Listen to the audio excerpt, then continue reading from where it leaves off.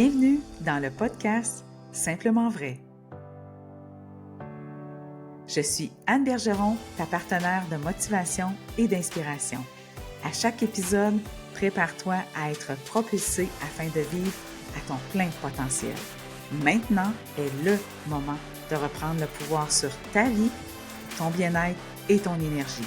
Sans limite, je te partagerai ce qui fonctionne pour moi, des petits bouts de mon histoire, des expériences, des trucs et ce, en toute humilité et authenticité. Être simplement vrai, c'est le premier pas vers une vie puissante. Être simplement vrai, c'est possible et ensemble, on va y arriver.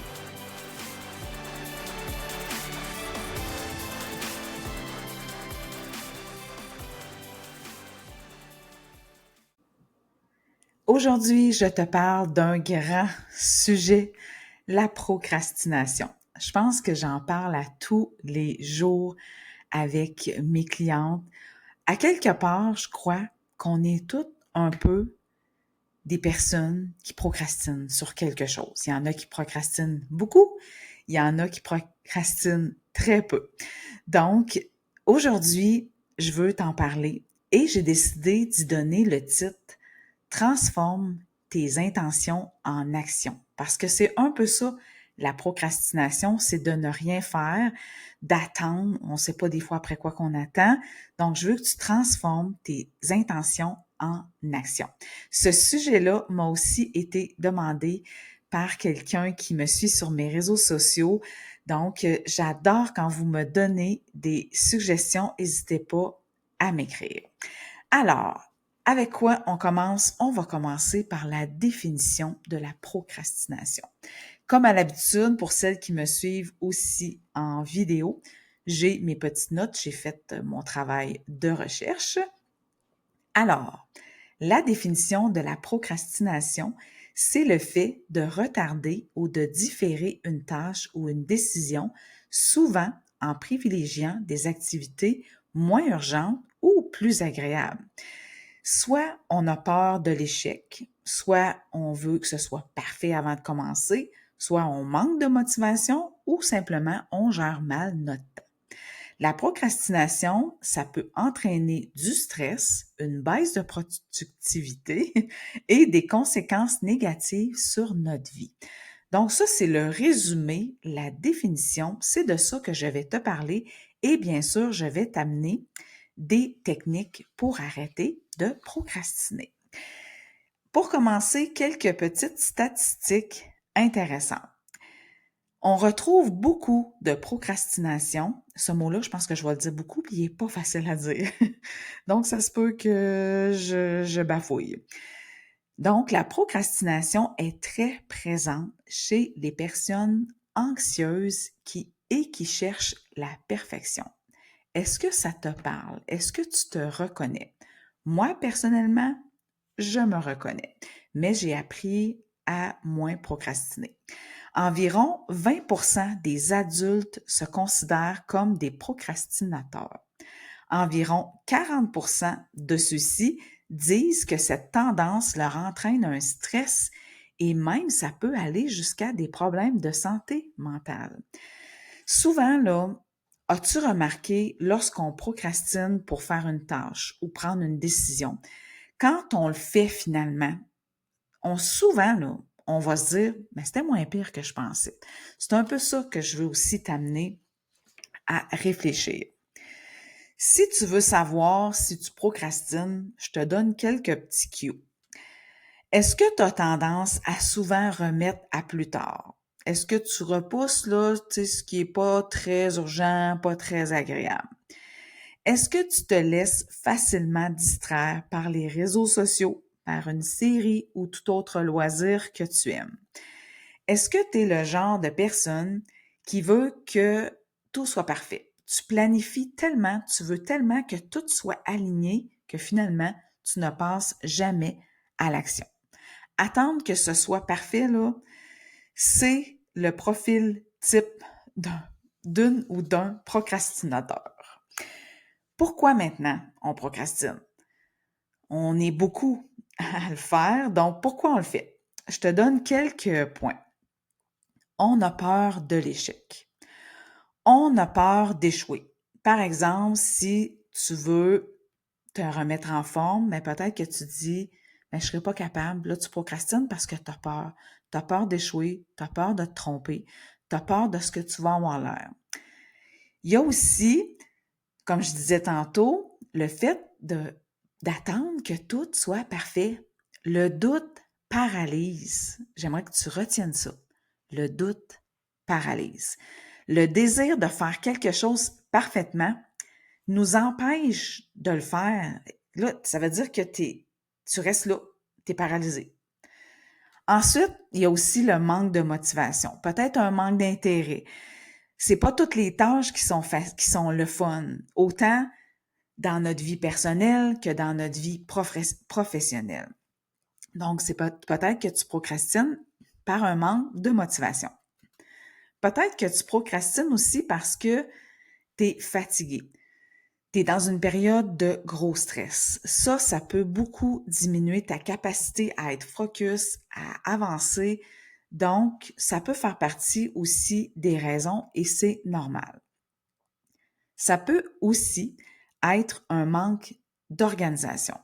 Si c'est le chaos dans ta vie, que tu planifies pas, que tu gères pas ton temps, ça va être plus facile de procrastiner parce que tu vas toujours te dire demain, tantôt, parce qu'aujourd'hui, je n'ai pas eu le temps.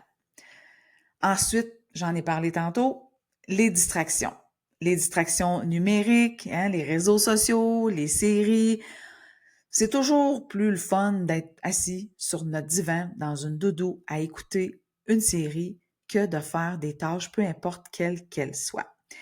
Et il y a aussi l'évitement émotionnel. Peut-être que la tâche que tu veux faire, l'objectif que tu veux atteindre, t'amène des sentiments particuliers. T'amène soit de la peur, soit de la peine. Il y a peut-être quelque chose d'émotionnel. Peut-être que dans le passé, tu as essayé de le faire et ça n'a pas marché. Donc, tu as un ancrage négatif. Ça, c'est vraiment important de l'adresser, de le comprendre, d'essayer d'aller au-delà de ça, de briser cet ancrage-là. Et peut-être aussi que tu doutes de tes compétences parce que tu as une faible estime de toi. Ça se travaille. À force de te mettre en action, de transformer tes intentions en action, qu'elles soient minimes, ta confiance, ton estime de toi va grandir. Fais-moi confiance. Quand on procrastine, il y a des conséquences à ça. J'en ai glissé un petit peu un mot au début. Ça peut, si tu procrastines tout le temps, tu es une procrastineuse chronique, là. Imagine comment tu te sens à l'intérieur. Pense à ça. Moi, j'ai l'impression que tu dois te sentir anxieuse, stressée, pas bonne. Tu n'as pas confiance en toi parce que tu n'arrives jamais à le faire. Les conséquences là, sont quand même importantes. Si tu apprends à arrêter de procrastiner sur des petites tâches, ta vie va se transformer. Ta confiance, ton estime de toi, c'est puissant. Ça peut même avoir un impact sur tes relations personnelles, professionnelles, dans ta vie. C'est quand même important de procrastiner. L'impact que ça a sur notre vie de procrastiner. Maintenant, je veux te donner un exemple d'une personne, je l'ai imaginée, elle s'appelle Lynn. Lynn, elle veut se remettre en forme. Ça, c'est le lot de 95% de mes clientes qui me contactent. On va l'appeler Lynn aujourd'hui.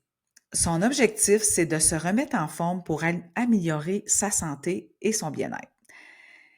Elle arrive avec un objectif qu'elle veut faire du sport, bouger 3 fois par semaine. Ça, c'est une belle moyenne. C'est un bel objectif. C'est très, très, très réalisable.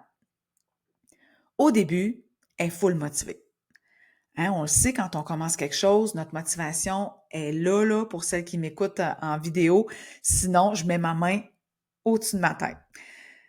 Elle se fait un planning de feu. Une meal prep Le dimanche, tous ces repas sont planifiés, ça va super bien. Écoute, la semaine se passe parfaitement. La semaine d'après, il arrive un événement X, Y, Z. Que, finalement, elle a pu en faire seulement 2 sur 3. La semaine suivante, par exemple, arrive un virus ou un enfant est malade, elle n'en fait pas du tout. Qu'est-ce qui arrive? La semaine d'après, là, elle réalise qu'elle n'a pas fait ce qu'elle devait faire la semaine d'avant. Elle est déçue. Là, on rentre dans un pattern.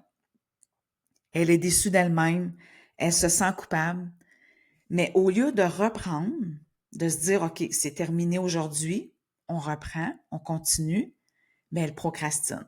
Bon, on est mercredi, de toute façon, ma semaine est scrap, désolé le mot, je recommencerai la semaine prochaine. Qu'est-ce que tu penses qui arrive la semaine d'après? Elle procrastine, elle procrastine.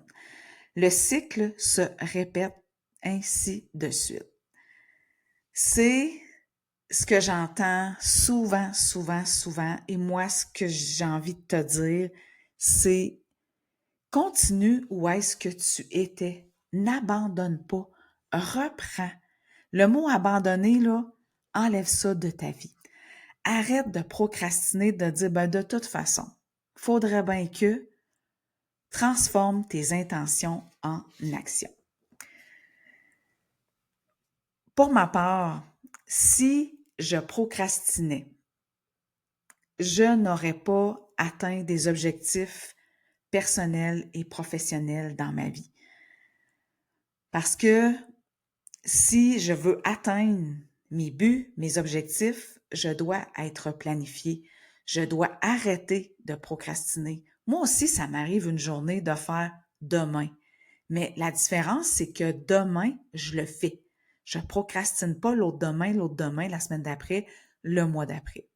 C'est ce qui fait que j'ai atteint des objectifs extraordinaires l'an dernier parce que j'ai été vraiment focus, organisé. Je vais te donner mes trucs, mes techniques tantôt. Même chose niveau personnel dans ma course. Si j'avais procrastiné, je ne serais pas rendue où j'en suis. Dimanche dernier, dépendamment quand tu écoutes mon podcast, j'ai couru 19,5 km, ma plus longue distance en vue de faire mon demi-marathon le 13 octobre. Je me prépare depuis le mois de décembre 2023 et mon demi-marathon aura lieu le 13 octobre 2024. Si j'avais procrastiné en janvier parce que je m'aurais dit « c'est loin de toute façon, m'attendre le mois prochain », je serais probablement pas, assurément pas au même point que j'en suis aujourd'hui, presque prête.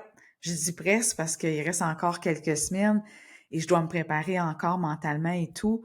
Et on ne sait pas ce qui va arriver cette journée-là. Mais ce que je sais, c'est que je n'ai pas procrastiné 98% du temps et j'ai resté focus, j'ai été planifiée. Donc, j'ai transformé mon intention de faire un demi-marathon en action, jour après jour. Pas dans la perfection, mais dans la progression. Donc, ça a du succès de ne pas procrastiner. Maintenant, on arrive à la section des techniques. C'est probablement ça qui t'intéresse. Comment on fait pour arrêter de procrastiner? Je te le dis, c'est possible. Je te donne quelques méthodes que j'ai trouvées. La première, c'est la méthode Pomodoro. Pomodoro vient d'un monsieur qui, lui, pour faire ses tâches, partait un timer en forme de tomate. Donc, Pomodoro vient du mot tomate. Fait que sa méthode est devenue populaire, probablement que que tu la connais. Et si tu tapes ça sur Google, tu vas voir le principe et tu vas voir le nom du monsieur que je ne me rappelle pas. La méthode Pomodoro, c'est de travailler par intervalle de 25 minutes, ou en tout cas, tu sais, ça pourrait être 10-15, là, mais les recherches que j'ai faites me disaient 25. Et quand le timer se termine après 25 minutes en train de faire cette tâche-là, peu importe c'est quoi, là, mais tu te prends une courte pause de 5 minutes. Tu vas faire d'autres choses. Tu vas au pire prendre l'air, tu vaques à d'autres choses que cette tâche-là, qui te tentait peut-être pas. Et après ça, quand le timer de 5 minutes reprend, tu recommences et ainsi de suite. Donc, c'est la méthode de se mettre un timer pour faire des tâches. Ça aide à être concentré et à faire une tâche à la fois. Ensuite de ça, la méthode 5, 4, 3, 2, 1, go. J'en ai fait un épisode de podcast. Tu iras voir, c'est l'épisode numéro 4. C'est tout simple, c'est de ne pas se poser de questions. 5, 4, 3, 2, 1, go. Quand je participe à des courses chronométrées, quand ça part, là, 5, 4, 3, 2, 1, j'ai pas le choix, là. Faut que je suive la masse. Mais ce principe-là, moi, je l'applique dans ma vie. Quand mon cadran sonne le matin, 5, 4, 3, 2, 1, je réfléchis pas, je me lève. Je fonctionne comme un robot. Donc, c'est une méthode hyper simple. Tu peux aller écouter mon épisode de podcast là-dessus. L'autre méthode que je te propose, c'est une planification quotidienne. Chaque matin, établis ta liste de tâches de la journée. Établis tes priorités. C'est tout simple. Ça peut aussi être une planification hebdomadaire. Moi, c'est ce que je fais. J'ai aussi un épisode de podcast là-dessus, l'épisode numéro 3. Le dimanche, j'ouvre mon agenda. Je regarde mes rendez-vous. Je regarde mes obligations familiales, mes obligations professionnelles. Je regarde mon plan de course pour ma part. Donc, je mets tout ça du dimanche au vendredi. Tout est placé. C'est sûr que dans la vie, parfois, il arrive des événements au travers de ça, puis il faut bouger. Mais la base est là. La structure est là. Donc, s'il arrive rien, bien, ça va se faire. Ça peut être électronique, ça peut être papier. Moi, j'aime beaucoup papier pour avoir un visuel. J'ai ma semaine sur 2 pages, mais ça peut aussi être électronique, c'est vraiment à ton choix. Ça te crée une structure et ça évite tellement de procrastiner. Pour ma part, là, c'est ça qui est gage de succès dans ma vie. Ensuite, il y a la méthode SMART. J'ai une feuille pour te décrire c'est quoi la méthode SMART. Le S, c'est pour spécifique, le M, mesurable, le A, atteignable, le R, réaliste, et le T, temporel. Je te donne un exemple avec tout ça. On va revenir avec Lynn. Lynn veut courir un 5 km. Donc, son objectif spécifique, c'est de courir 5 km sans s'arrêter. Ensuite, pour être mesurable, elle va utiliser une application de course. Et pour que ce soit atteignable, elle va commencer par courir 1 km 3 fois par semaine progressivement. Et pour que ce soit réaliste, mais elle se dit que c'est dans sa volonté d'améliorer sa santé et sa condition physique. Et temporelle, mais elle se dit qu'elle va atteindre cet objectif-là dans les 12 semaines. Donc, l'objectif SMART est décortiqué. C'est une méthode très, très efficace aussi. Tu peux t'amuser, t'écris SMART en vertical et tu peux écrire c'est quoi pour chacune des lettres. Alors, c'est une belle méthode à essayer. Ensuite, il y a la règle des 2 minutes. Si tu as des petites tâches là, qui ne te tentent pas, puis qui prennent moins de 2 minutes, là, ben débarrasse-toi-en donc. Hein? C'est une petite règle que j'ai trouvée dans mes recherches. Je me suis dit, ah, pourquoi pas? Tu sais, mettons, plier du linge, ça prend 2 minutes. Fais-les donc. Après ça, tu vas pouvoir passer à d'autres choses. Ensuite, la délégation. Moi, personnellement, j'ai une aide ménagère et ça me sauve la vie. Ça m'achète du temps. Toi, dans ta délégation, peut-être que tu peux déléguer à ton chum, à tes enfants. Toi aussi, avoir une aide ménagère. Peut-être que tu peux déléguer au niveau des repas, aller t'acheter des repas tout faits, te faire livrer des repas. Donc, déléguer pour pouvoir te consacrer à d'autres actions. transformer tes intentions en action. Et pour t'aider, tu peux déléguer certaines tâches. Et je reviens bien sûr à la limitation des distractions. Pourquoi pas mettre ton cellulaire en mode, moi j'appelle ça en mode lune. Tu ne veux pas être dérangé, pendant 1 heure, tu fais quelque chose, tu tasses ton cellulaire, tu tasses tes réseaux sociaux, tu fermes le son et tu vas pouvoir te consacrer à ce que tu veux faire. Ça va améliorer ta concentration et ta productivité. Et je veux te proposer un livre super intéressant. Pour celles qui m'écoutent en vidéo, je le montre, Avaler le crapaud. C'est un livre il s'appelle Brian Tracy. Dans ce livre-là, il propose des techniques pour surmonter la procrastination et améliorer la gestion du temps. Dans ce livre-là, il y a 21 conseils pour mieux organiser son temps et ses priorités. Hein? C'est pas merveilleux, ça? Nous permettre d'arrêter de remettre les tâches à plus tard et se concentrer sur ce qui est vraiment important. C'est une lecture vraiment motivante, accessible. J'ai une petite pensée que j'ai mis un petit papier à l'intérieur parce que je voulais te la lire. Je trouvais que ça clôturait bien cet épisode-là. N'attends plus. Le moment idéal ne se présentera jamais. Commence là où tu es et travaille avec tous les outils qui te tombent sous la main. Des meilleurs outils apparaîtront chemin faisant. Ça résume pas mal la phrase qui dit « Arrête donc de procrastiner et mets-toi en action. Arrête de penser que tu seras pas bonne. Arrête de penser que tu vas échouer. Et arrête d'attendre que ce soit parfait. Des petites actions, c'est mieux que rien du tout. » Alors voilà pour cet épisode sur la procrastination. J'espère que ça va t'inspirer et te motiver à transformer tes intentions en action. Si cet épisode-là t'aide à quoi que ce soit, à arrêter de procrastiner sur quelque chose là, que ça fait longtemps que tu voulais faire ou de débuter, et si tu veux que je t'aide dans ton début de parcours de remise en forme, si tu veux que je t'aide à arrêter de procrastiner, tu m'écris, ça va me faire plaisir. Alors, partage-moi ce que cet épisode-là t'apporte, ça va me faire un grand plaisir. À bientôt!